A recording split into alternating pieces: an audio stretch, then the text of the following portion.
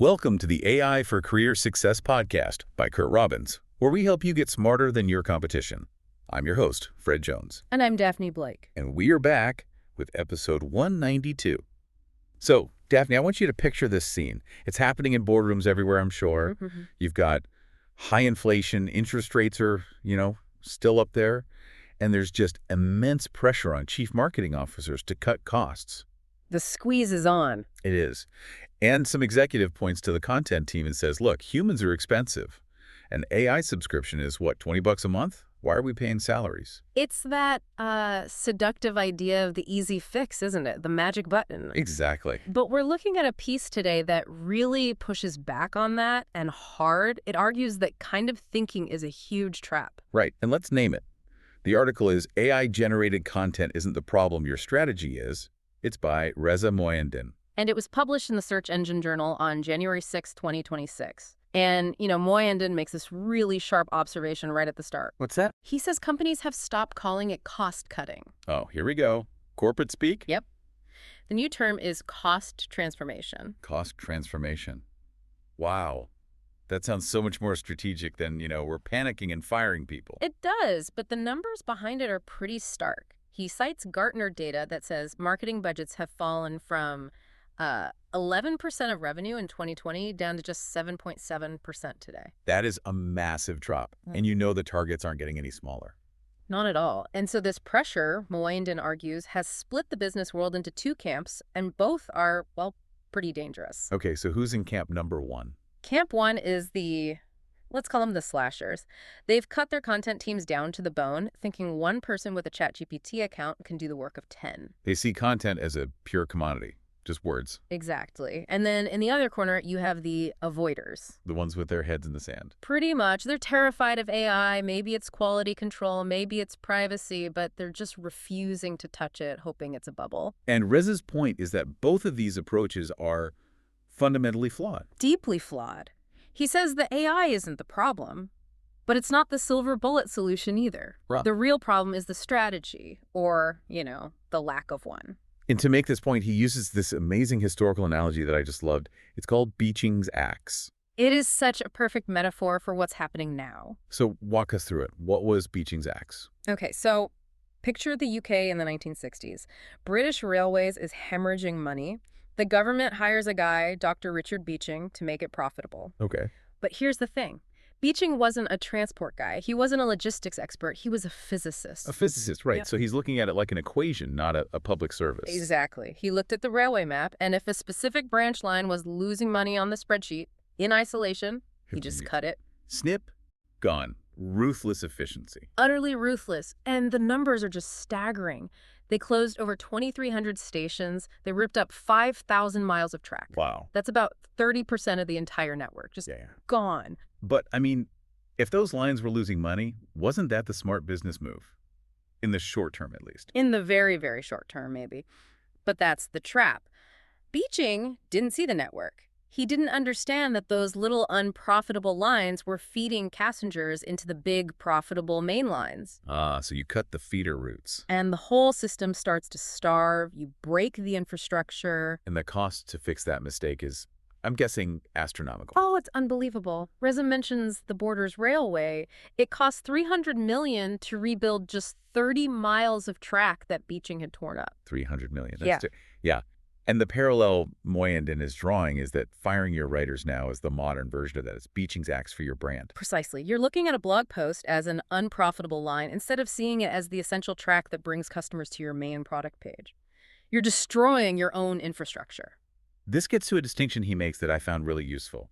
The difference between being data-led and data-informed. Yes, they sound the same, but they're worlds apart. Explain that for us. Because being data-led is usually seen as a good thing. Right. But think of it this way. Being data-led means the data is in the driver's seat. The spreadsheet says AI is cheaper, so you fire the writers.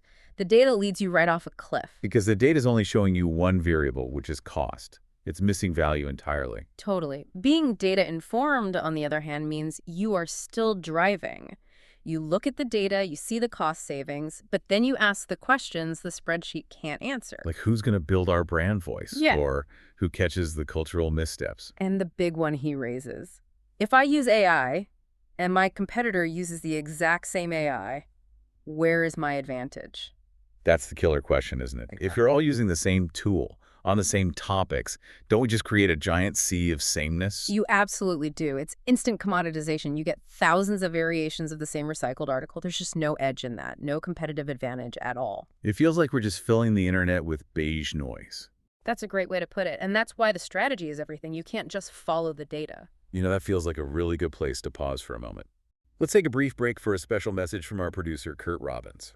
Hi, this is Curt Robbins. First, thanks for listening. I truly appreciate your support.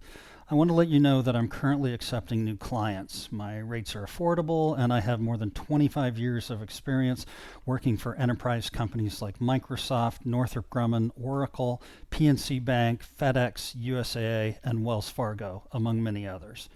If you want to improve your IT documentation and communications, hire me. I deliver fast, know how to use AI to improve efficiency and accuracy, and love going the extra mile to satisfy my clients.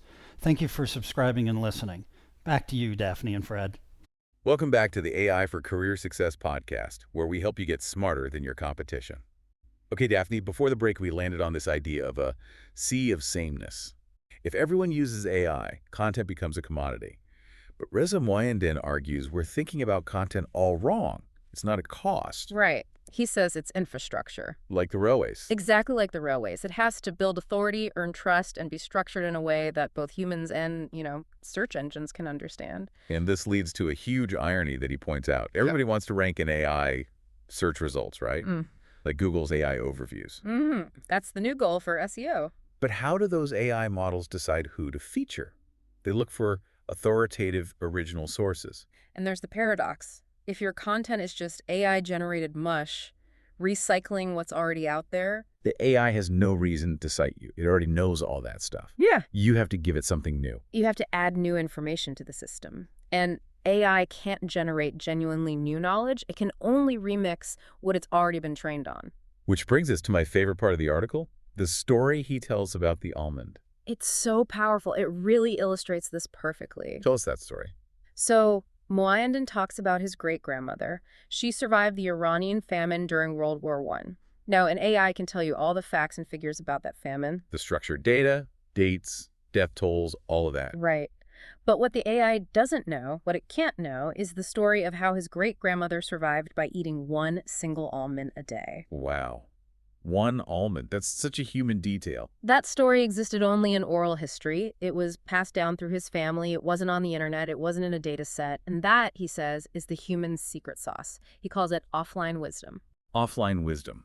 I love that term. Because AI can't interview your chief engineer.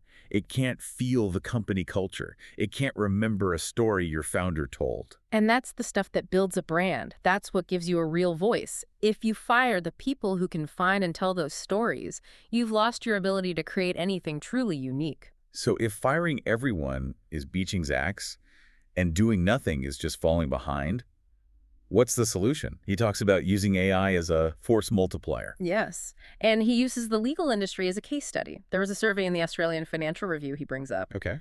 Law firms are using AI constantly now for document review and research. You'd think that would mean fewer lawyers, right? You'd think so. That seems like a prime job for automation. But the survey found 70% of these firms increased their hiring of lawyers. Wait, really? More AI led to more humans? Yes, because the AI handles the grunt work, the volume. It frees up the humans to do the high-level work, the strategy, the client relationships, vetting what the AI produces. So the AI expands their capacity, which means they need more senior people to manage the increased workload. Exactly. They didn't replace the humans, they elevated them. And that's the model for content teams. So use AI to transcribe the interview, not write the article. Right. Or use it to generate an outline. Or check a draft against a style guide. It's about removing the drudgery to free up the creativity. And he also mentions another critical role for humans in this process, spotting bias. A huge one. Most AI models are trained on English-centric data with a very specific cultural viewpoint. You need a human to catch when the AI says something tone-deaf or just wrong. To catch the hallucinations. Yes, those confident lies the AI tells. Having a human in the loop isn't just about quality, it's about risk management. That one cost saving could evaporate in a second with one bad PR crisis. It just all comes back to that railway, doesn't it?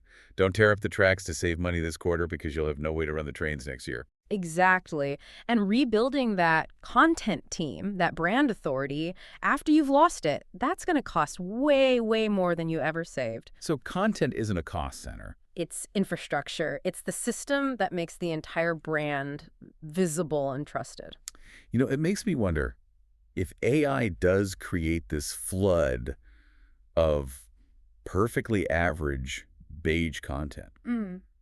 Maybe the new premium, the new luxury good will be actual human imperfection. That's a fascinating thought, that the label written by a human becomes like handmade or artisanal. Exactly.